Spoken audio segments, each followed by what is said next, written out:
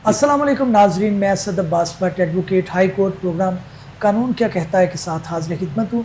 नाजरीन, आज 3 मौज़ूआत का अहाता करने की कोशिश करेंगे। एक तो हम बात करेंगे कि जनाब ऑनरेबल जस्टिस अतर मिनुल्लाह साहब की तरफ से एक स्टेटमेंट आई है कि मुल्क के अंदर तस्लीम शुदा एक हाइब्रिड निज़ाम है जिसके अंदर डेमोक्रेसी भी है और शायद कोई इस तरह का इम्तजाज है जिसके अंदर गैर जमहूरी क़ुव्वतें भी अपना किरदार अदा करती हैं। हम इसे इम्प्लाइडली एक्सेप्ट कर चुके हैं, अगरचे कानून और आइन के अंदर इस तरह के हाइब्रिड सिस्टम की कोई गुंजाइश मौजूद नहीं है। एक लंबी बहस है जिसके ऊपर डिबेट की जा सकती है कि उसके क्या फ़वाइद हैं, क्या नुकसानात हैं, और शायद पाकिस्तान जैसे मुल्क के अंदर यही बेहतर है कि इसके अंदर इस तरह का निज़ाम चले जिसके अंदर सब कुछ रहे और एक तसलसल आए। इसके ऊपर एक बहस करने की कोशिश करेंगे और कानूनी और आइनी पहलू से जानने की कोशिश करेंगे कि क्या पाकिस्तान ये पहला मुल्क है जो इस तरह का एक्सपेरिमेंट कर रहा है या करने जा रहा है, या इसकी बेशुमार मिसालें इंटरनेशनली मज़ीद भी मिलती हैं। और दूसरा हम बात करेंगे कि सोशल मीडिया के ऊपर फैमिली व्लॉगिंग जो है इसके मुतल्लिक क्या लॉ है। अभी हालिया एक शख्स जिसका नाम जिसे ढक्की भाई के नाम से जाना जाता है, उनको अरेस्ट कर लिया गया। अगरचे उनकी जो अरेस्ट होने की वजूहात हैं वो मुख्तलिफ हैं, लेकिन हम इसे इस पहलू से जानने की कोशिश करेंगे कि क्या कानून के अंदर फैमिली व्लॉगिंग, क्योंकि हमारे बच्चे हमारी फैमिली ज़ाहिर है उससे महजूज भी होते हैं और कहीं ना कहीं असरअंदाज भी होते हैं, असर भी हासिल करते हैं। क्या हम बतौर माशरा अपनी किसी ऐसी रेगुलेटरी बॉडी को जानते हैं जो इस तरह की व्लॉगिंग को सेंसर कर सके और वो मटीरियल हमारी जनरेशन तक पहुँचे जिसे हम पहुँचाना चाहते हैं, या फिर एक इन्फ्लक्स है जिसे बग़ैर जांचे बग़ैर नापे आप आगे ट्रांसफ़र करते जा रहे हैं। और तीसरा हम बात करेंगे कि इंटरनेशनली लॉयर्स के ऊपर क्या पाबंदी होती है, क्या उनके ज़ाब्ते होते हैं। हालिया ऑस्ट्रेलिया के अंदर एक लॉयर ने एक साइटेशन पेश की जिसे हम नज़ीर के तौर पे जानते हैं, यानी कि एक मुकदमे के अंदर उन्होंने बात की कि जनाब ये फ़लाँ मुकदमा है, वो AI यानी आर्टिफिशियल इंटेलिजेंस की बुनियाद पर हासिल की गई एक मिसाल थी जिसे बाद अज़ां कोर्ट ने कहा यह गलत है। उनका मामला उनकी कंसर्न बॉडी को रेफ़र किया गया, क्या सज़ा मिली, क्या हमारे मुल्क के अंदर भी मामला इसी तरह से रेगुलेट होते हैं या यहाँ पर कोई मामला दूसरी तरह से होता है। तीनों मौज़ूआत को आज जो है वो डिस्कस करेंगे। स्टूडियो के अंदर मुझे ज्वाइन करेंगे महर मोहम्मद इकबाल साहब, advocate supreme court of Pakistan है, कॉन्स्टिट्यूशनली और कानूनी महारत जो है वो रखते हैं और उसके इनके बारे में यही मशहूर है कि एक मेहनती वकील हैं, बेशुमार पिटिशन ये कर चुके हैं अदालत के अंदर, एक अच्छा लीगल एक्यूमेंट जो है रखते हैं। उनकी मौजूदगी का फ़ायदा उठाएंगे और साथ ही साथ मुझे ज्वाइन करेंगे दिलनवाज चीमा साहब, एडवोकेट हाई कोर्ट हैं, उनको आप मेरे प्रोग्राम में बेशुमार दफ़ा देख चुके हैं। और साथ ही साथ मुझे ज्वाइन करेंगे हमायूं भट्ट साहब ऑनलाइन, उनसे भी इन तीनों मौज़ूआत के बारे में गुफ्तगू करेंगे और अपने नाजरीन को ये बताने की कोशिश करेंगे कि इनके बारे में कानून क्या कहता है। मैं इकबाल साहब आपसे बात का आगाज़ करना चाहूँगा। पहले तो बहुत शुक्रिया आपके वक्त का, काफ़ी अरसे बाद आपका वक्त जो है वो मिला है, और थोड़ा बताइएगा कि ये जो पहला मौजू है हमारा, क्योंकि ये सोशल मीडिया के ऊपर बहुत ज़्यादा इसको देखा और समझा जा रहा है कि जनाब ये जो एक तो जाहिर है ढक्की भाई जो पकड़े गए हैं वो उनके ग्राउंड कुछ हो रहे हैं, लेकिन हमारी जो फैमिली व्लॉगिंग है, एक मूवी बननी हो उसको सेंसरशिप के मरहले से गुजरना पड़ता है, जहाँ पर आप जो चाहें दिखा दें और वो 1 मिनट के अंदर अपलोड हो जाता है, और उसके बाद उसको किस तरह से रेगुलेट किया जाए क्योंकि कानून मौजूद है। जी थैंक यू व्हाट्सअप। व्हाट्सअप इसके 2 पहलू हैं, एक इखलाकी पहलू के हवाले से आप इसको फैमिली व्लॉगिंग को देख सकते हैं और एक कानूनी पहलू। पहले हम कानूनी पहलू का जायज़ा लें तो पाकिस्तान में अभी तक बज़ाहिर ऐसा कोई कानून मौजूद नहीं है जो कि फैमिली व्लॉगिंग को कानूनी तौर पे उसमें कोई कदगन लगाता हो उसके ऊपर या उसकी ममानियत करता हो, ऐसा कोई बज़ाहिर कानून मौजूद नहीं है। लेकिन अगर कोई ऐसा कोई गैर अखलाकी या गैर कानूनी या ऑब्जेक्शनेबल जिस पे कानून एक्शन ले सकता है, अगर कोई ऐसा मवाद शेयर किया जाए, चाहे वो फैमिली व्लॉगिंग हो या किसी भी सूरत में हो, तो उस पर हमारे इदारे हरकत में आते हैं और उस पर वो एक्शन लेने के मजाज भी हैं। तो दूसरा पहलू इखलाकी है। इन जनरल अगर हम बात करें फैमिली व्लॉगिंग की, तो आप देखेंगे कि बज़ाहिर वो जो कुछ वो कर रहे होते हैं, जैसे आपने डकी भाई का नाम लिया, और भी रजब भट्ट हैं, अनाया इशाल हैं, फातिमा फैसल हैं, और भी एक छोटा अली या शायद इस तरह का कोई नाम है। ज़्यादा नहीं जानता, शायद मेरे बच्चे जानते जी जी जी, बच्चे जानते हैं। तो उनको मालूम हो, तो आप उनको देखेंगे तो वो पता नहीं क्या वो शेयर कर रहे होते हैं, और पता नहीं कि वो क्यों लोग उनको लाइक कर रहे होते हैं और उनको देख रहे होते हैं। उसमें कोई कंटेंट नहीं होता, कोई मैसेज नहीं होता, और बस आप फैमिली शो ऑफ जो है आप ख़वातीन को उसमें इन्वॉल्व कर लेते हैं, आप बच्चों को इन्वॉल्व कर लेते हैं, जो कि मैं समझता हूँ कि कोई भी रीजनेबल शख्स अपनी फैमिली को इस तरह से इन्वॉल्व नहीं करता। तो आप इसको अखलाकी तौर पे तो कह सकते हैं कि ये गलत है, लेकिन बज़ाहिर कानूनी तौर पे ये इस पे अभी कोई कानून नहीं बना कि आप फैमिली वीलॉगिंग को आप उस पे कोई कदगन लगा सकें या उस पे कोई ऑब्जेक्शन कर सकें। लेकिन अखलाकी तौर पे ये आपकी बात बिल्कुल दुरुस्त है कि ये नहीं होना चाहिए, और ऐसा कंटेंट जिसमें फैमिली अब बेडरूम्स तक तो जो है वो शेयर हो रहे होते हैं, या फिर अगर किसी की शादी हुई है तो उसकी इवन इवेंट्स जो हैं वो अब कौन कौन से इवेंट्स का मैं जिक्र करूं कि वो शादी होके रुखसती होके आई है और वहां पे जनाब उस बेडरूम तक तो आप पहुंचा चुके हैं, और फिर अगले दिन मॉर्निंग में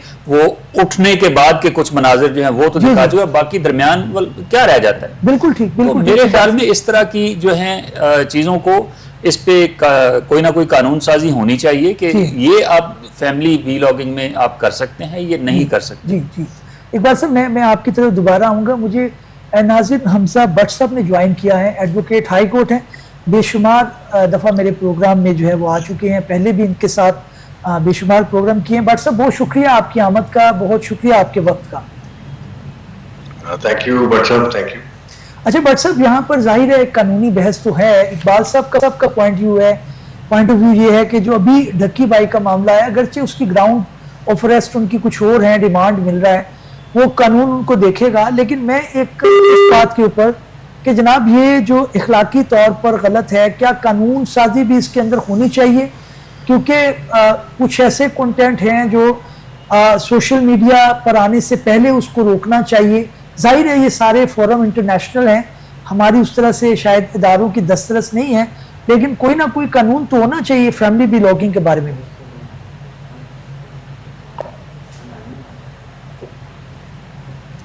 जी भट्ट साहब, आप सुन पा रहे हैं मुझे?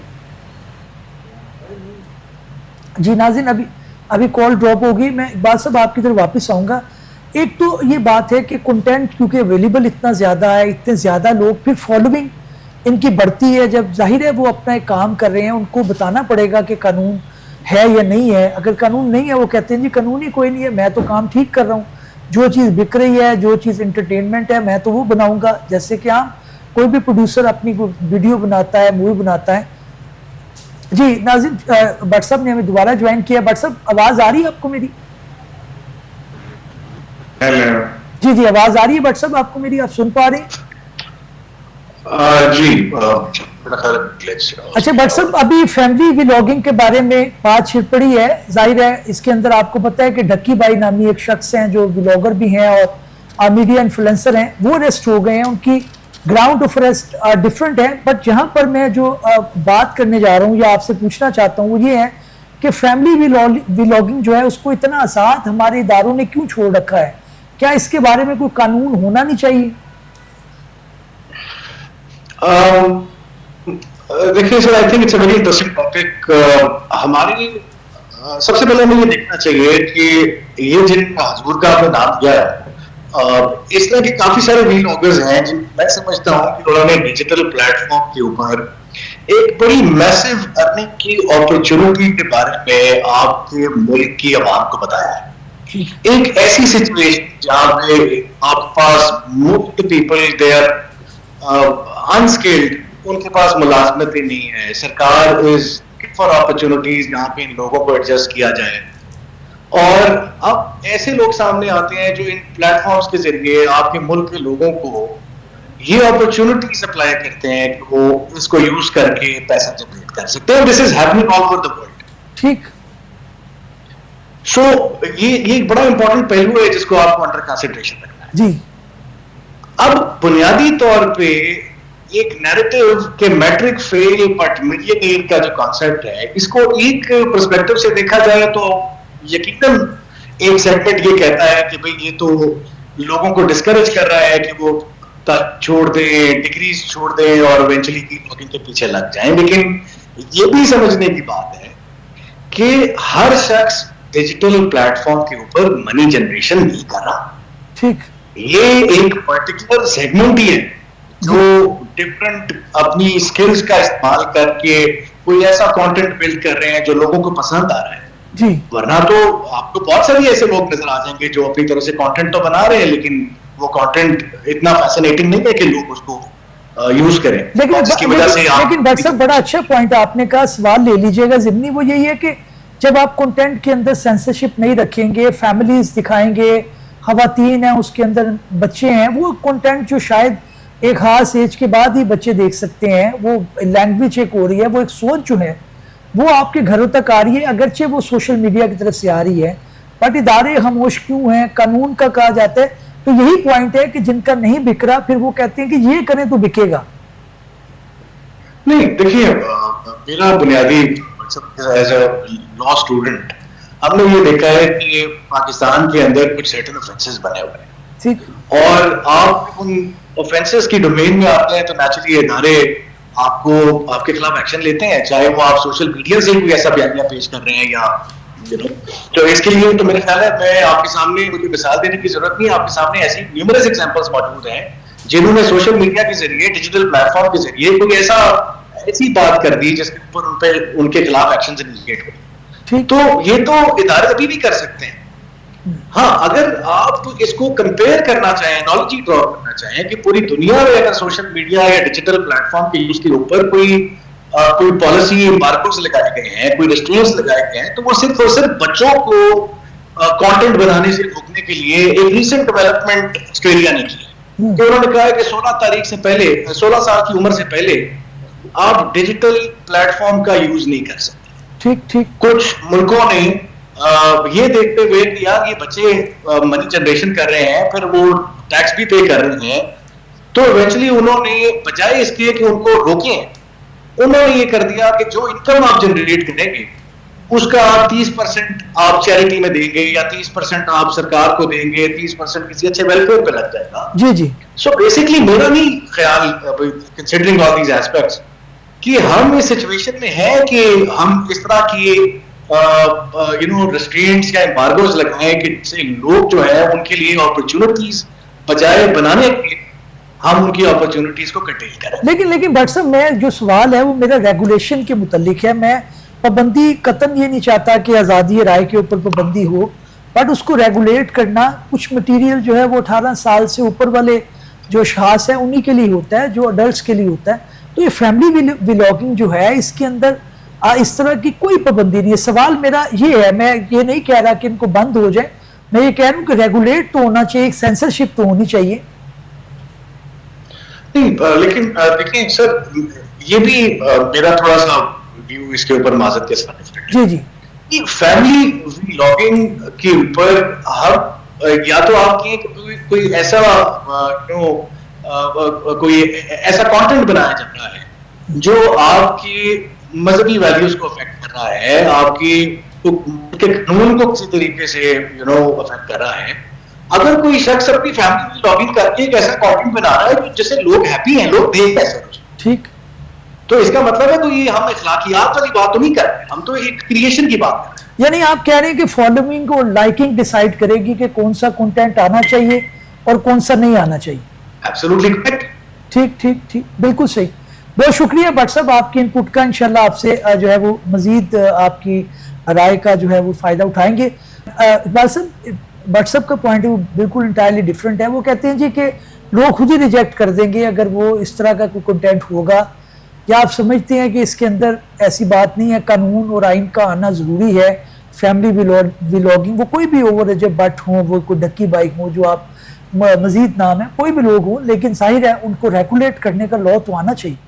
अच्छा, इसमें देखें, आपको फिर लॉ को एक्सटेंड करना होगा कि वो आपको गैर इखलाकी को भी अपने अंदर लेके आए कंटेंट को, क्योंकि अगर कोई गैर कानूनी जो ऑलरेडी एग्जिस्टिंग लॉज हैं अगर उसकी वायलेशन होती है, कोई गलत खबर शेयर की जाती है, गलत तरीके से किसी इदारे की तस्दीक की जाती है, तो उस पर लॉज मौजूद हैं। चाहे वो फैमिली के साथ हों या अदर देन फैमिली के साथ आप वी लॉगिंग करते हैं, उस पर कवानीन मौजूद हैं। तो लेकिन अगर आपका ख्याल ये है कि हर तरह की फैमिली वी लॉगिंग के पे कोई ना कोई कानून साजी होनी चाहिए, तो कानून साजी किसी हद तक तो मौजूद है कि अगर आप कोई इलीगल कंटेंट आप शेयर करते हैं तो आप पे कानून लागू होगा, कानून हरकत में भी आएगा। लेकिन हाँ, इस पे मज़ीद कोई सेंसरशिप होनी चाहिए कि आप, जैसे मैंने पहले अर्ज़ किया क्या, एक दो मैंने वीलॉगर्स का देखा कि वो बेडरूम्स तक जो हैं वो उन्होंने मामला पहुंचा दिया, और इस तरह की चीज़ों पे मेरे ख्याल में कानून साजी होनी चाहिए और ऐसा नहीं होना चाहिए। और इवन ये, या फिर इस पे कोई ना कोई ये नहीं होना चाहिए कि आप जिसको चाहें आप फैमिली वीलॉगर बना दें, या जो चाहे फैमिली वीलॉगर बन जाए। उसके लिए कुछ एथिक्स या कोड ऑफ कंडक्ट होना चाहिए जिसको फॉलो किया जाना चाहिए कि आप इस हद तक रहेंगे, इससे बियॉन्ड नहीं जाएंगे। एक अपनी भी प्राइवेसी जो है वो जब आप दूसरों तक पहुंचाते हैं तो दूसरे भी उनकी अखलाकी कदरों पे भी बहुत कुछ असरअंदाज हो रहा होता है। बच्चे देख रहे होते हैं, और आप चूंकि ये एक ऐसा प्लेटफॉर्म है जो हर शख्स देखता है, बच्चा भी देखता है, बड़ा भी देखता है, बूढ़ा भी देखता है। तो बच्चों की स्पेशली, जैसे अब डक्की भाई, अब देखें हमारी जितने बच्चे हैं वो इससे मुतासर हैं। आपकी सोच है जी जी, बच्चे उसका घर देखने के लिए जो बेचैन हो जाते हैं कि जी ये डक्की भाई यहाँ पे रहते हैं जी, पहले ही फलां बैरिया टाउन में रहते थे, अब जी पार्क व्यू सोसाइटी में रहते हैं जी, ये फलां ब्लॉक में रहते हैं जी, फलां। देखिए ये हमारे एक्चुअली ये आप इससे देखें कि हमारा हीरोइज्म कहाँ गया। हमारे हीरोज आजकल के कौन बन रहे हैं? पहले हीरोज कौन होते थे हमारे जिन्होंने कोई बहुत बड़ा सोसाइटी के लिए, कोई बहुत बड़ा मुल्क के लिए कोई काम किया होता था, जाने दी होती थी, कोई मजहबी तौर पे बहुत अच्छा काम किया होता था, या आपने इल्म अदब की बहुत खिदमत की होती थी, या आपका वॉरियर कोई बहुत बड़ा होता था, कोई जंग में आपने बहुत बड़ा कारनामा अंजाम। लेकिन उसके बाद क्या हुआ? उसके बाद हमारे जो थे जितने भी अदाकार, अब वो हीरो बनना शुरू हो गए। हमारे बच्चे जो उनसे मुतासर हों, अब उनसे भी बढ़ के अब डकी भाई जैसे हमारे बच्चों के हीरो हैं। तो एक बात सब, ये भी तो एक आर्गुमेंट आता है ना कि जनाब आप अपने बच्चों को मत दिखाएं, या ये जी आपकी बात दुरुस्त है। ये हम पेरेंट्स को, बीइंग पेरेंट्स, हमारा ये काम है कि हम बच्चों को ऐसी चीज़ें ना देखने दें, या उनका जो स्क्रीन टाइम है उसको लिमिटेड रखें, या उस पर ऐसा मवाद ब्लॉक कर दें जो उनकी पहुंच में नहीं होना चाहिए। ये बात आपकी दुरुस्त है। उसमें पेरेंट्स की भी गलती है कि वो उनको, बच्चों को क्यों अलाउ करते हैं। लेकिन सर ये देखें, ये ऐसा एक टूल है जो कि किसी भी वक्त बच्चे उठाते हैं और वो इस्तेमाल करना शुरू कर देते हैं। टीवी पे भी आप ये चीज़ें आना शुरू हो गई हैं कि आप नेट घर में लगा हुआ है, आप यूट्यूब पे जाएं और जो मर्जी देखें। नाज़रीन, अभी हमें दिल नवाज चीमा साहब ने ज्वाइन है, एडवोकेट हाई कोर्ट हैं। पहले आप काफ़ी दफ़ा उन्हें मेरे प्रोग्राम में देख चुके हैं। चीमा साहब, डिस्कशन जो है वो आपने पॉइंट सुना है। अभी जो डिस्कशन चल रही है वो यही है कि क्या फैमिली व्लॉगिंग के मुतल्लिक हमारा लॉ जो है, अगर कोई है तो उसको स्टिक होना चाहिए, या इनडायरेक्टली जो लॉज हैं वो काफ़ी हैं? क्या अखलाकियात को भी आप इसी दायरे में ला सकते हैं? क्योंकि बहुत बड़ा इम्पैक्ट जो है वो, जैसे इकबाल साहब कह रहे हैं कि रजब भट्ट साहब अभी हमारे हीरो हैं, उसके बाद डक्की भाई हमारे हीरो हैं, दूसरे लोग जो है, बच्चे जाहिर है वो जब देखते हैं, तो क्या हमारे इदारे जो हैं इनको रेगुलेट करने के लिए कोई कानून साजी, कुछ ऐसी चीज़ है? जी भट्ट साहब, देखें, ये जब नेशनल साइबर क्राइम ऑर्गेनाइजेशन जो इन क्राइम इन्वेस्टिगेशन एजेंसी जो थी, इसमें जब अमेंडमेंट्स हुए और ये सारी इन्वेस्टिगेशन एजेंसी को बनाया गया, तब बड़े खदशात लोगों ने जाहिर किए। लोग बड़े परेशान थे कि इसको पॉलिटिकल विक्टिमाइजेशन के लिए ज़्यादा इस्तेमाल किया जाएगा। अभी तक तो कोई ज़्यादा ख़बरें पॉलिटिकल विक्टिमाइजेशन की या ख़ास टारगेटेड कार्रवाइयों की तो ख़बरें इस तरह की नहीं आ रही। ये पहला जो इंसिडेंट ज़रा ज़्यादा नेशनल न्यूज़ में आया है, ये तो मैं समझता हूँ अब सही है या गलत है, ज़ाहिर है वो तो इन्वेस्टिगेशन के बाद चीज़ें पता चलेंगी, एलिगेशंस प्रूव हो सकें या नहीं। बट अहम चीज़ इस वक्त ये है कि मैं ये कहना ये चाह रहा हूँ, ये पर्पस ये है जिसके लिए ये रेगुलेशंस और लॉज बनाए जा रहे थे, जो उनका टाउटेड, जिसको कहते हैं, जो कहा जाता था कि इस मकसद के लिए कानून साजी की जा रही है, असल वो मकसद ये है। Electronic crimes, forgery, gambling, batting, लोगों को मिसलीड करना और लोगों को जो है गलत तरीके से उसमें से पैसे कमाना, ये चीजें जो हैं ये हैं इलेक्ट्रॉनिक क्राइम जिसके ऊपर बहुत रेगुलेशन लेकिन सर मेरा सवाल थोड़ा ले लीजिएगा, वो ये है कि उनकी ग्राउंड अरेस्ट की वो बिल्कुल एक जाहिर है क्राइम है। मैं ये कह रहा हूँ कि जो फैमिली व्लॉगिंग है, ये लोग बनाते हैं फैमिलीज के जो क्लिप्स हैं उनको ये शेयर कर देते हैं, उसको बिफोर द ऑफेंस, क्योंकि यहाँ पर अगर आपने कोई टीवी सीरियल बनाना है, कोई वीडियो बनानी है, तो आपको पहले सेंसर बोर्ड से उसका अप्रूवल लेना है। कोई ना कोई लॉ मौजूद है, कोई चीज़ कम ज़्यादा हो उसको जांचा जा सकता है। यहाँ पर तो इंस्टेंट मामला है, तो यहाँ पे कोई इस तरह की चीज़ नहीं हो सकती। आप समझते हैं ये बहुत बड़ा मसला है। देखें ये इसका एक अलग एक एस्पेक्ट है, बहुत सेंसिटिव भी हो जाती हैं चीज़ें इसमें, वीडियोस प्राइवेट पर्सनल आप परमिशन के बगैर भी बना लेते हैं, फिर उसकी कॉपी कर लेते हैं, फिर लोगों के पास कोई रास्ता ही नहीं होता रोकने का। जी अभी आप पब्लिक में कहीं जा रहे हैं, आपकी कोई वीडियो बना ले, आपका कोई इख्तियार ही नहीं है उस वीडियो के ऊपर, व्हाट डू यू डू। ये बड़े एक सीरियस प्रॉब्लम है। खैर वो जो हमारा 2016 का लॉ इससे पहले था इलेक्ट्रॉनिक क्राइम्स एक्ट जो है, उसके अंदर ये सारी चीज़ें ऑफेंसेस तो हैरेसमेंट का भी है और इलेक्ट्रॉनिक क्राइम्स का सारा उन्होंने दिया हुआ है कि आप विदाउट परमिशन जो है फोटोग्राफ्स या वीडियोज़ नहीं बना सकते हैं। ये सारी चीज़ें ऑफेंसेस, आप सही कह रहे हैं, प्रॉब्लम इन्फोर्समेंट में आएगा और प्रॉब्लम इसकी जो फॉलो अप है उसमें आएगा। एक इसका एस्पेक्ट जो मैं कहूँगा शायद पॉजिटिव तो नहीं है, लेकिन कम से कम बहुत डैमेजिंग इसमें शायद इस वजह से नहीं होगा कि जहाँ तक मेरा इल्म है इसमें, मैं आप करेक्ट भी मुझे कर सकते हैं, जहाँ तक मेरा नॉलेज है ज़्यादातर इस तरह के जो ऑफेंसेस होते हैं वो होते ही वहाँ पे हैं जहाँ पे कोई ना कोई एसोसिएशन होती है। ठीक, तो मतलब बिल्कुल रैंडम जो है ये इसकी नोयत कम है, होता है वो भी एक प्रॉब्लम है नो डाउट, बट ज्यादातर ये प्रॉब्लम वहां पे होता है जहां पे लोग एक दूसरे को जानते हैं, वीडियोस शेयर करते हैं, फिर बाद में वो प्रॉब्लम्स बन जाती हैं। तो एक तो इसमें डेफिनेटली इंडिविजुअल को बहुत एहतियात करना चाहिए। मैं तो देखें इसका खुद कायल हूँ कि आपने खुद अपनी भी हिफाजत करनी है। आपकी वीडियोस हैं, आपकी तस्वीरें आप किसको भेज रहे हैं, अव्वल तो भेजनी ही नहीं चाहिए जी, ये तो गलत चीज़ है। मेरा तो ख्याल है हुकूमत को और जो हमारे अदारे हैं जो इस तरह के फैमिली मैटर्स को डील करते हैं, चाइल्ड प्रोटेक्शन वाले इदारे हैं, अवेयरनेस कैंपेन की बहुत ज़रूरत है, बहुत ज़्यादा। छोटे बच्चों को, बच्चियों को जिस उम्र से गुजरे उनको समझाएं कि बेटा आपकी तस्वीर जो है एक दफ़ा आपने ले ली, इंटरनेट में आपने कहीं भी भेज दी, वो वापस नहीं आ सकती। ठीक, इसकी बहुत एहतियात करने की ज़रूरत है, घर वालों को भी बताना चाहिए, लेकिन इसमें अवेयरनेस की भी ज़रूरत है।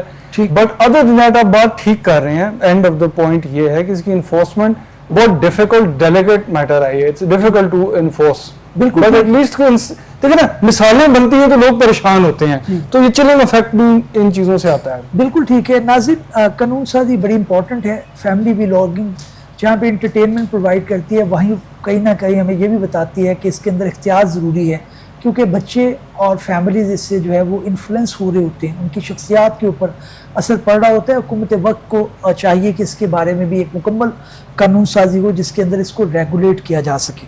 दूसरे मौजूद में बढ़ते हैं, ऑनरेबल जस्टिस अतर मिनुल्लाह एड्रेस कर रहे थे गालिबन कराची बार एसोसिएशन को सिटी कोर्ट्स के अंदर। वहाँ पे उन्होंने एक चीज़ कही कि जनाब हमारे मुल्क के अंदर एक हाइब्रिड निज़ाम है। हाइब्रिड निज़ाम होता क्या है, क्या हम इसे इम्प्लाइडली गैर दानिस्ता तौर पर एक्सेप्ट कर चुके हैं, इसके कुछ फ़वाइद भी हैं, इसके ऊपर बात करेंगे। इकबाल साहब आपकी तरफ आऊँगा अगेन, क्या है ये हाइब्रिड निज़ाम, इसके ऊपर एक डिस्कशन चल रही है, प्रैक्टिकली ये है क्या? बट सब हाइब्रिड निज़ाम जब हम पॉलिटिकल साइंस के हवाले से ये टर्म इस्तेमाल करते हैं तो वहाँ पे इस्तेमाल की जाती है ये टर्म जहाँ पे जमहूरी इदारे और आपके आमरीत जो हैं ये मिल के काम कर रहे हों, कि बज़ाहिर सामने चेहरा वो जमहूरियत का दिखाया जाए लेकिन पीछे से कंट्रोल किसी और का हो। जैसे इलेक्शन हो लेकिन वो उसके जो रिजल्ट्स हैं उनको मैनिपुलेट कर लिया जाए, या वो इस्टेब्लिशमेंट या आर्मी किसी भी मुल्क में या वो उनको कंट्रोल कर रही हो, जहाँ पे पार्लियामेंट मौजूद हो लेकिन जो पॉलिटिकल आपके रिप्रेजेंटेटिव्स हैं उनकी कोई वक़्त ना हो, जो पॉलिसी साजी है, पॉलिसी साजी में फ़ौज का कोई किरदार हो, हुकूमतों का बनना और टूटना जो है वो आपकी इस्टेब्लिशमेंट के या आर्मी के हाथ में हो, मीडिया और अदलिया जहाँ पे आज़ाद ना हो और उसको आपकी इस्टेब्लिशमेंट ये कंट्रोल कर रही हो, तो ये है हाइब्रिड निज़ाम। यानी जहाँ पे दो मुख्तलिफ ताकतें मिल के किसी निज़ाम को चला रही हों और जैसे गाड़ी है, जैसे हाइब्रिड गाड़ी वो होती है जिसमें दो सिस्टम काम कर रहे हों, जैसे पेट्रोल पे चलने वाली भी हो और साथ बैटरी पे चलने वाली भी हो, तो उसको हाइब्रिड कहेंगे।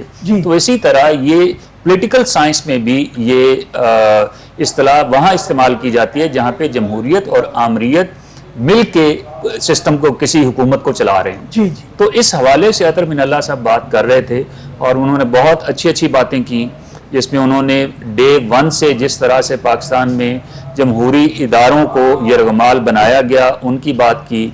उन्होंने वहाँ से शुरू किया मौलवी तमीज़ुद्दीन केस से कि किस तरह से दूसरे गवर्नर जनरल गुलाम मोहम्मद साहब ने जो असेंबली थी उसको डिसॉल्व कर दिया और उस वक्त के स्पीकर तमीज़ुद्दीन साहब ने उसको सिंध हाई कोर्ट में चैलेंज किया। उस वक्त उसको गालिबन सिंध चीफ कोर्ट कहते थे।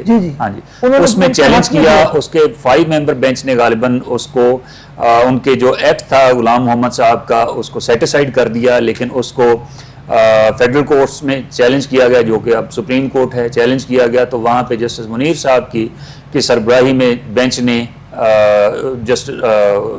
मौलवी तमीज़ुद्दीन साहब के खिलाफ फैसला दिया और वो टेक्निकल बुनियादों पे फैसला दिया गया था। और वो दिन और आज का दिन, उसको एक्चुअली वो मौलवी तमीज़ुद्दीन केस का इसलिए बार बार हवाला दिया जाता है क्योंकि वो बुनियाद थी नजरिया ज़रूरत की।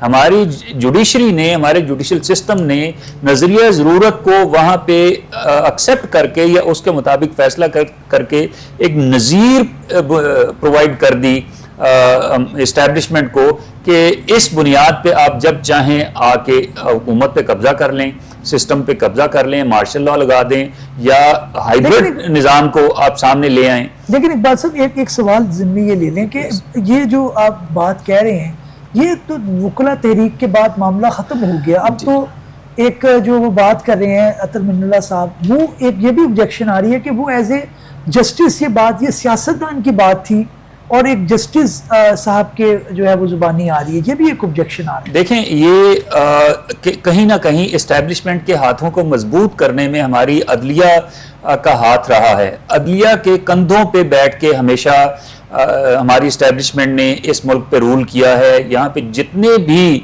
वायलेशन हुई हैं आइन की, आइन को जब तोड़ा गया तो वो अदलिया की मदद के साथ तोड़ा गया। तो इसलिए अब वो अब बार बार ये हवाला देते हैं कि जी मैं उनको एक्चुअली अप्रिशिएट करने की कोशिश कर रहे थे। जितने भी जजेस इस वक्त स्टैंड ले रहे हैं, जो इस वक्त आपको पता है कि इस वक्त भी इस्टेब्लिशमेंट का ही कब्जा है आपकी इस्लामाबाद हाई कोर्ट पे भी और आपकी सुप्रीम कोर्ट पे भी। आईनी बेंच इसीलिए बनाया गया ताकि वो अपनी मर्जी के फैसले ले सके, ताकि जो इलेक्शन चोरी किया गया है ताकि उसको ज्यादा से ज्यादा उसको प्रोलॉन्ग किया जा सके। आपको पता है कि इसकी 17 सीटों वाली जमात को आपने मोर देन 50% जो आपने उसके सीटें दी हुई हैं। बिल्कुल ठीक है, पॉइंट आया चीमा साहब। बात यह है कि हम इसी बहस में रहेंगे कि एक पार्टी के हक में फैसला आ गया है तो वो कहती है ठीक है, दूसरी पार्टी के अगेंस्ट आ गया तो हम, अब अदालत है वो एक टाइम पे अगर एक पॉइंट के ऊपर एक इंटरप्रिटेशन रखती है तो इसको ये क्राइटेरिया हम रखेंगे कि जनाब मेरे हक में फैसला आएगा, नहीं तो मैं एस्टेब्लिशमेंट को कहूँगा जी उन्होंने करवाया। देखिए भट्ट साहब, हमारे इस टॉपिक के ऊपर जो है ना बड़ी तल्ख हकीकतें हैं, फिर उसका सामना करने का हौसला भी होना चाहिए। अगर हम आज इस जगह पे खड़े हैं तो यहाँ पे क्यों खड़े हैं ये फिर अपने अपने गिरबानों को सबको देखना पड़ेगा और बड़ी हार्श रियलिटीज का सामना करना पड़ेगा। ये किसी एक बंदे का काम नहीं है। अगर इस मुल्क में हाइब्रिड रजीम्स रही हैं तो बहुत मुख्तलिफ अदवार में रही हैं, सिर्फ एक दफ़ा नहीं रही। ठीक, वो पॉलिटिकल पार्टी जिसने कभी भी इक़्तिदार जो है गैर आइनी या गैर कानूनी तरीके से हासिल नहीं किया वो तो ये बात करे, तो वो एक भी नहीं है। अब आप खुद फैसला करेंगे तो आवाम फैसला करे, पब्लिक फैसला करे कि क्या मेरा लीडर वो है जिसने कभी भी इक़्तिदार हासिल करने के लिए गलत रास्ता इस्तेमाल नहीं किया। ठीक, और अगर ऐसा कोई भी इस वक्त मेजॉरिटी पार्टीज में से कोई भी ऐसा लीडर नहीं है तो एक तो लोगों को भी गौर करना चाहिए और इन लीडरान को भी गौर करना चाहिए इस बात के ऊपर। ठीक, आप लोगों ने इकट्ठे होकर एक फैसला करना है कि हमने इस मुल्क में किस तरह का निज़ाम चलाना है उसके लिए अगर आप असूल पे खड़े हैं तो फिर आप उस पर कॉम्प्रोमाइज अपने फायदे के लिए ना करें। ठीक, आप अपने फायदे के लिए जब कॉम्प्रोमाइज करेंगे तो जब आपके खिलाफ मामला चलेगा तो जाहिर है फिर आपकी बात में वो सदाकत तो ना रहेगी। ठीक ठीक। So there is a history, supreme court के फैसले मौजूद है जिसमें सुप्रीम कोर्ट ने खुद अपने पिछले वक्त के बारे में कहा कि गलत हुआ, भुट्टो साहब के ट्रायल के बारे में हुआ, कहा गलत हुआ। अब हम एक दौर से गुजर रहे हैं। ख्वाजा आसिफ साहब जो हैं बड़े सीजनड और बड़े एक्सपर्ट पॉलिटिशियन हैं, मैं हैरान हूँ। वॉर के दौरान भी उन्होंने बड़े जो है ज़बरदस्त इंकशाफ किए और अब भी जो स्टेटमेंट वो दे रहे हैं वो बिल्कुल ही इसमें कोई वो डिप्लोमेटिक एस्पेक्ट नहीं है। जस्टिस साहब को भी कह दिया कि जनाब आप तो मिनिस्टर भी हैं मुशर्रफ के ज़माने में, तो उन्होंने कहा ये चीजें खैर बहरहाल शायद अच्छा भी है, शायद हमें ये चीजें खुल के भी अगर किसी पॉलिटिकल पार्टी की अलाइनमेंट एस्टेब्लिशमेंट के साथ हो जाए तो वो कहती है जी अब तो एस्टेब्लिशमेंट बिल्कुल ठीक हो गई, लेकिन जैसे ही डिसअलाइनमेंट हो तो वो कहते हैं जनाब आप ऐसे ही है। अब देखे ना आप, चार्टर ऑफ डेमोक्रेसी की बात होती रही, चार्टर्स जो हैं इनकी बातें होती रही, ऑल पार्टी कॉन्फ्रेंसेस की बातें होती रही।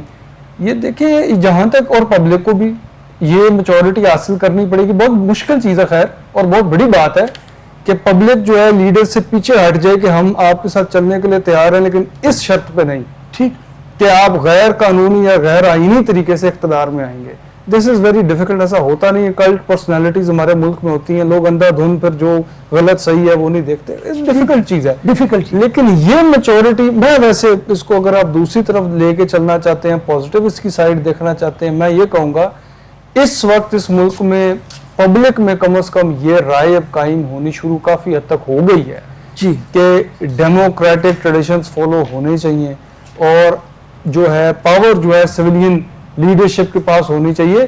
लेकिन जो कुछ आपने किया होता है वो फिर जाहिर है उसको करना ही पड़ता है। मैं इकबाल साहब की तरफ दोबारा आता हूँ। इकबाल साहब, मैं थोड़ा सा सवाल पे स्टिक रहना चाहूँगा। मैं आपसे ये जानना चाहूँगा कि एक निज़ाम जो है उसके फ़वाइद तो नज़र आ रहे हैं। जब अगर मिसाल के तौर पे let me be specific, PTI के साथ जब स्टैब्लिशमेंट अलाइनमेंट में थी, हम कहते थे बड़े अच्छे सम्राट आ रहे हैं, गवर्नमेंट देखिए कितनी अच्छी पॉलिसीज़ कर रही है। आज अगर कोई अगर जो है वो मिसाल के तौर पे नून लीग की गवर्नमेंट है तो उसके साथ अगर हाइब्रिड निज़ाम आ रहा है तो हम कहते हैं जी नहीं, प्योरली डेमोक्रेटिक होना चाहिए, इसके अंदर एक भी कतरा जो है वो उस तरह से नहीं आना चाहिए जो अनडेमोक्रेटिक हो। तो ये आप समझते नहीं है कि इसके फ़वाइद भी हैं? देखिए सारी चीज़ें मैनेज होना शुरू हो गई, हमने वार इतने अच्छे तरीके से लड़ी, हमारी इकोनॉमी जो है वो एक स्टेबिलिटी की तरफ जा रही है। सम्राट तो पॉजिटिव मजाक करना शुरू हो गए। जी जी तो आप भी मजाक कर लें। चले मैं भी मजाक कर लेता हूँ। बट साहब कौन सी इकोनॉमी बेहतर हो गई है? क्या किसी आम आदमी की जिंदगी में बेहतरी आई है? नहीं आई। क्या कोई नहीं, बस सत्य नहीं करते हैं। मिसाल के तौर पे पेट्रोल जो है वो कहीं जा रहा था, डॉलर कहीं, इन दोनों चीज़ों को हम देख लेते हैं, तो क्या ये अपनी जगह ठहराव नहीं आया? नहीं बट सब ठहराव कहाँ आया? ये आप देखें ना, उस वक्त जब ये जमहूरियत पे शबखून मारा गया उस वक्त 150 रुपए के करीब था पेट्रोल, अब कितने पे है? नहीं, बात सब क्या सम्राट हैं? ये तो फिर जब इमरान खान सब आ रहे थे उससे पहले डॉलर इससे भी कम था, वो तो जंप अपनी खानी है। नहीं देखें बात ये, अच्छा अब डॉलर पे आ जाएं, डॉलर उस वक्त कितने का था जी, और कहां से वापस आया है? सर मैं अगेन आपकी तरफ आऊंगा, मुख्तसर मैं आपसे रिप्लाई चाहूंगा क्योंकि टाइम काफी चला गया है उसके अंदर। तो आप ये बताइएगा कि ये क्राइटेरिया हम क्यों रख रहे हैं? मैं कि मिसाल के तौर पे एक आम बंदा जो है उसकी लाइफ कुछ ना कुछ चली है। मिसाल के तौर पे जो ये कहा जा रहा था कि मुल्क दिवालिया हो रहा है, बहुत सारे क्राइसिस थे, उसको अच्छे तरीके से निज़ाम ने अगर टैकल किया है तो हम उसको एडमायर क्यों नहीं करते? बट सब ये अगर कोई ये कहता है कि बड़े अच्छे तरीके से टैकल किया है और कुछ बेहतरी आई है, तो मैं इसको आम आदमी के पॉइंट ऑफ व्यू से अगर देखूं तो मुझे ये खाम ख्याली के अलावा कुछ नहीं लगता। ठीक, हम बात ये कर रहे थे कि मेरे लिए फॉर एग्जांपल एक पॉलिटिकल पार्टी अगर इस्टेब्लिशमेंट के कंधों पे बैठ के आ गई है तो मैं उसको अगर मैं उसको पसंद करता हूँ उस पार्टी को तो वो मेरे लिए जायज़ है। लेकिन अगर जिसको मैं पसंद नहीं करता पॉलिटिकल पार्टी को, अगर वो आ गई है तो मैं उसको समझता हूँ ये नाजायज़ है, ये नहीं होना चाहिए। मेरे ख्याल में बात ये हम नहीं कर रहे, बात ये है कि इस्टेब्लिशमेंट का रोल क्या हमारी पॉलिटिक्स में होना चाहिए या नहीं होना चाहिए? जिस देखिए वो एक हद तक होता है, वो सिर्फ इस हद तक होता है कि आपके कोई ऐसा शख्स ना आ जाए जो मुल्क को तोड़ दे। ठीक। या कोई ऐसा जो मुल्क के इंटरेस्ट के अगेंस्ट ना आ जाए। ठीक। लेकिन ये नहीं है कि हमने किसी को आने ही नहीं देना जो हमारे इंटरेस्ट को प्रोटेक्ट ना करे या हमारे इंटरेस्ट को बाईपास करे। ठीक, ठीक। ये नहीं होता जिस तरह हमारे मुल्क में पिछले तो आप समझते हैं 80 कि साल से इसका हो। हाइब्रिड निजाम का कोई फायदा नहीं? हाइब्रिड निजाम ये बिल्कुल मैं समझता हूं कि आईनी तौर पे ये बिल्कुल गलत है। प्रैक्टिकलिटी की बात कर, प्रैक्टिकलिटी नहीं, ये प्रैक्टिकेबल भी नहीं है। जहां जहां आपने देखा, आप देखेंगे इस तरह का निजाम, वहां पे अल्टीमेटली बेड़ा गर्क हुआ है, नुकसान हुआ ही हुआ है। मेरे पास टाइम थोड़ा है, मैं चीमा साहब फाइनल आपका चाहूंगा कि आप क्या सोचते हैं? निजाम के अंदर दो व्यूज हैं, एक का कहना है कि फवायद हैं और तभी तो चल रहा है। बात ये है, वही बात आ जाती है, रियलिटीज भी आपने सामने रखनी है। हम अपना असूल जो है ना और आइन हमें तब याद आ रहा होता है जब हम हुकूमत से बाहर जा रहे होते हैं। ठीक। जब हम आ रहे होते हैं हमें इतने खास कोई याद नहीं होता। नहीं, मैं चीमा साहब कहता हूँ फायदा है कि नहीं कोई भी यार फायदा देखिए, इस वक्त सबसे ज्यादा इस मुल्क में फायदा ये कि अमन हो और अदारों के दरमियान जो है कॉन्फ्लिक्ट ना हो। तो यही तो चीमा साहब मैं कह रहा हूँ कि अब ठीक बात है ना। अब जो ख्वाजा आसिफ साहब कह रहे हैं, कहने की तो यही कोशिश कर रहे हैं यार कि हमारा कम से कम अदारों के दरमियान जो है तसादम नहीं है। जो वॉर, एक सिविल वॉर, एक कोल्ड चल रही थी मुल्क के अंदर, वो खत्म हो गई है। हाइब्रिड निजाम है, ये सही बात नहीं है, बिल्कुल ठीक है, लेकिन एक हिस्ट्री है। ये एकदम तो नहीं पैदा हुआ हाइब्रिड निजाम 2022 में, एक हिस्ट्री हमारी चलती आ रही है। इसको एक तरीके से टर्की का, लंबी बात नहीं करूंगा, टर्की का एग्जाम्पल आपके सामने, अर्दगान साहब के उस मुल्क में भी बहुत कूच होते रहे हैं। देखने की चीज है कि उन्होंने कैसे सिविलियन सुप्रीमेसी अचीव की है। ये एक रात में जो है या अवाम को फौज के साथ लड़ा के ये चीजें सेटल नहीं होती। इसको टैक्ट और डिप्लोमेटिक और विजन के साथ लेके चलना है। It's a complicated issue which needs a mature and reason solution. जी, बात तो बड़ी आसान और सही है, नहीं होना चाहिए भाई, लेकिन इसको किसी तरह अमल में भी तो लेके आना है। लेकिन चीमा साहब एक जो पॉइंट अगला आते हैं, और खास जब हम खुद जो है इसमें मुलव्वस रहे हों। जी जी, चले इस चीज को हम कते नजर जो जी, इस वक्त स्टेबिलिटी है मुल्क में बिल्कुल स्टेबिलिटी है। इकोनॉमिक जो है पोजीशन जो है, सारे इंडिकेटर्स पॉजिटिव हैं। अगर आगे गए भी हैं, बड़े भी हैं, तो रिकवरी पे हैं। पिछली गवर्नमेंट्स के लिए तो रिकवरी जो है बहुत मुश्किल थी, बल्कि इम्पॉसिबल थी। कोई भी इंडिकेटर वापस नहीं आया पिछले 2-3 दौर में देख रहे हैं। अच्छा, इस हुकूमत का ये क्रेडिट है। 22% से 11% के लगभग इंटरेस्ट रेट है, 300 के करीब से 280 पे डॉलर है। आपकी इन्फ्लेशन रेट जो है 37% से 2-3% पे आई है। छोटी चीजें नहीं है। डिफॉल्ट पे आप खड़े थे 13 बिलियन पे, अब आपके फॉरेन एक्सचेंज रिजर्व्स हैं। दीज आर ऑल, ये आम आवाम के लिए है ये फायदे है, बट ट्रिकल डाउन होता है, चीजों को टाइम लगता है। महंगाई जो है ये अमीर आदमी का मसला नहीं है, ये आम आदमी का मसला है, महंगाई का कम होना। जी, बस एक चीज का मुझे क्राइटेरिया दीजिएगा कि कोऑर्डिनेशन और हाइब्रिड निजाम में क्या लाइन है जिसे आप कहेंगे कि कोऑर्डिनेशन भी तो इम्पोर्टेंट है, एस्टैब्लिशमेंट और जो सियासतदान। अच्छा, वैसे ये बात भी सही है, और मैं यहाँ पे चले अब कह ही देता हूँ कि आपको सारे बयान याद होंगे इमरान खान साहब के अपने हैं कि अच्छी बात है, फौज को सुनना चाहिए। मेरे जो टेलीफोन्स होते हैं दूसरे लीडर्स के साथ, कोई हर्ज नहीं इसमें।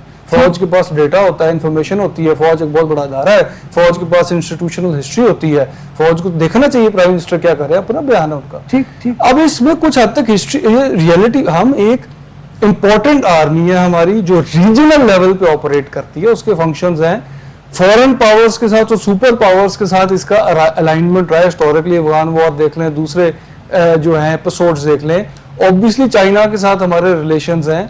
This is not an ordinary army, ये तो पहली बात ये है समझने की। और हमारे सीरियस सिक्योरिटी थ्रेट्स हैं। एक ऑन गोइंग इंसर्जेंसी है इस मुल्क में, फॉरेन बैक्ड है, इंडियन बैक्ड है, इंडियन एग्रेशन का हमें हर वक्त सामना रहता है।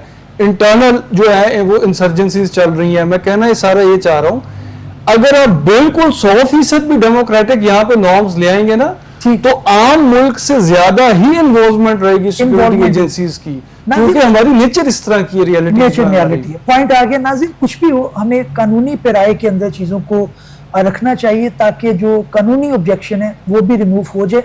ये डिबेट चलती रहेगी कि हाइब्रिड निज़ाम के जो फ़वाइद हैं या नुकसानात हैं, लेकिन प्रैक्टिकली यही चल रहा है। इसको किस तरह से बेहतर होना है ये आने वाला वक्त बताएगा। आप प्रोग्राम का इख्तिताम करते हैं, इंशाल्लाह अगले प्रोग्राम में मुलाकात होगी। अल्लाह।